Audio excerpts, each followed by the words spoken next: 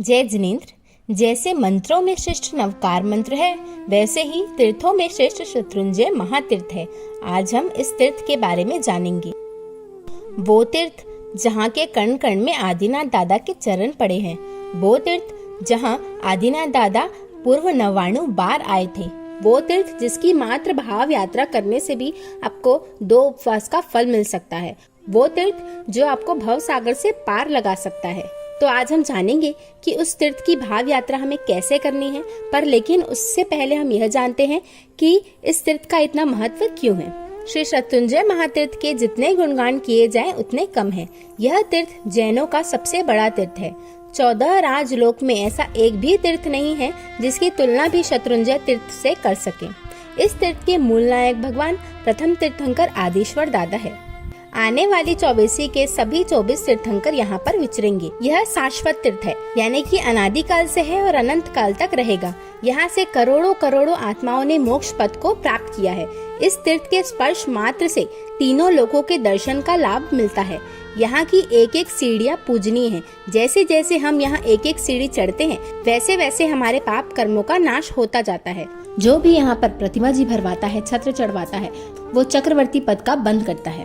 जो भी भव्य आत्मा इस तीर्थ में छठ यानी कि बेले की तपस्या करके 7 यात्रा करे, वो तीसरे भाव में मोक्ष को पाता है। शत्रुंजय तीर्थ को वंदना करने से जहाँ जहाँ केवल ज्ञानियों साधुओं का निर्वाण हुआ है, उन सबको वंदन करने का लाभ मिलता है। इस तीर्थ के 108 नाम हैं, जैसे कि पालिताना, शत्रुंजय, सिद्धाचल, विमलाचल आदि। ऐसा कहा जाता है कि इस महातीर्थ के 108 नाम जो प्रातः काल में बोले या सुने, उसको संपत्तियां प्राप्त होती है और विपत्तियों का नाश होता है।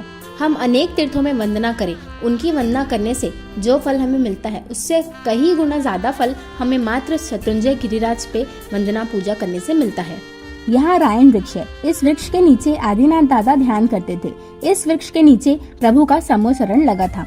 रायन वृक्ष के कण कण में देवी देवताओं का वास है। महाविदय क्षेत्र के लोग भरत क्षेत्र के लोगों को सौभाग्यशाली मानते हैं कि ऐसा शाश्वत तीर्थ हमें प्राप्त हुआ है।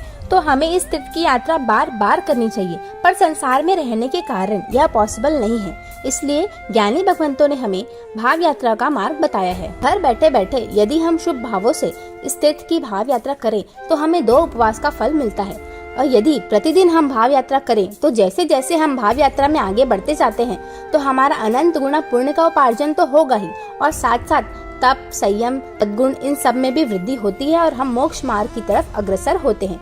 ज्ञानी भगवंतों ने तो यह भी कहा है कि जो व्यक्ति अपने जीवन काल में हर दिन शुभ भावों से इस तीर्थ के भाव यात्रा करता है, वो निकटतम भवों में मोक्ष पद को पाता है।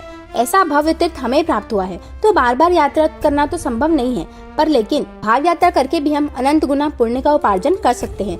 तो अब भाव यात्रा कैसे करनी?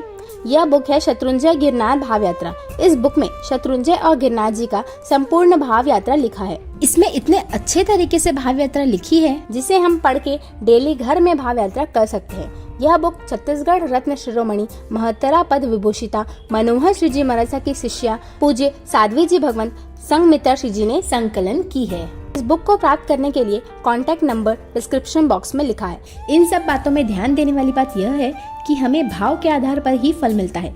जहाँ हमारे भावों में या विधि में कमी आई, तो हमारे फल में भी कमी आएगी। तो हमें इसका पूरा ध्यान रखना है कि हमारे भावों में, हमारी विधियों में, किसी भी चीज में कोई कमी नहीं आनी चाहिए। परमात्मा की आज्ञा कुछ कहा हो तो मिक्षामि दुक्कडम। जय जिन शासन।